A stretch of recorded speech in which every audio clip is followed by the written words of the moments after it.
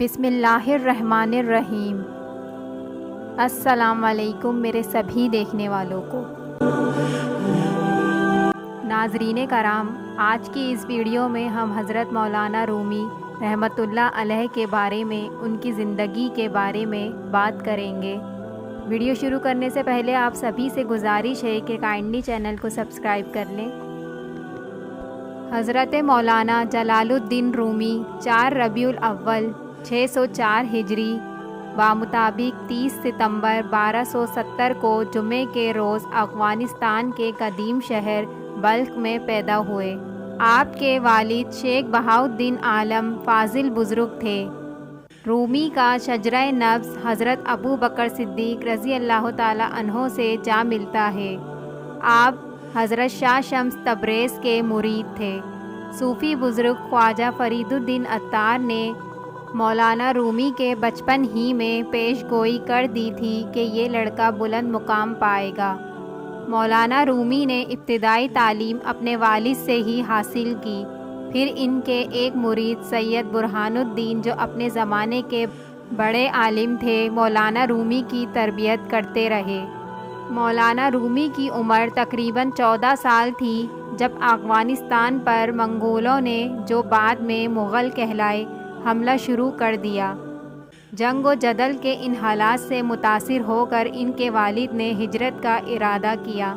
Baghdad, Hijaz اور شام سے گزرے، آخر سلجوقی شہزادے علاء الدین کی درخواست پر جنوبی ترکی کے قدیم شہر قونیہ پہنچ گئے۔ 24 سال کی عمر تک مولانا رومی نے حساب، منطق، طبیعیات، سیاست، فلسفہ اور اخلاقیات کے ساتھ قرآن و حدیث کا باغور مطالعہ کیا۔ مختلف درسگاہوں سے مزید علم حاصل کرتے رہے اور 34 برس کی عمر میں مسلمہ عالم بن گئے۔ 27 جمادی الثانی 642 ہجری 30 نومبر 1244 کو بدھ کے دن جب مولانا شمس تبریز سے ان کی پہلی ملاقات ہوئی، اس وقت ان کی عمر 37 سال تھی اور شمس تبریز 60 سال کے تھے۔ اس ملاقات نے مولانا رومی کی زندگی میں انقلاب برپا کر دیا۔ مولانا رومی اپنی زندگی میں کثرت سے ریاضت کرتے رہے، 10 20 دن کے مسلسل روزے رکھتے اور ہرگز کچھ نہ کھاتے۔ ہر وقت اللہ کی عبادت میں مشغول رہتے۔ نماز پڑھتے وقت چہرہ سرخ ہو جاتا۔ کئی مرتبہ عشاء کی نماز کے بعد 2 رکعت نفل کی نیت کرتے اور انہی 2 رکعتوں میں صبح ہو جاتی تھی۔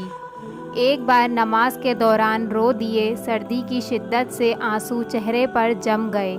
یہ مولانا جلال الدین رومی کی وہ تصنیف ہے جس میں انہوں نے قرآنی تعلیمات کے ساتھ ساتھ افلاطونی خیالات، عیسائیت، یہودیت، مجوسیت اور ہندو نظریات بھی شامل کیے ہیں۔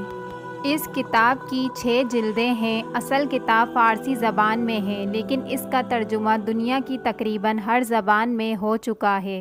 اس میں 2626 اشعار ہیں۔ روحانی تربیت کے لیے یہ ایک بنیادی کتاب ہے۔ مولانا رومی علامہ اقبال کے روحانی مرشد تھے۔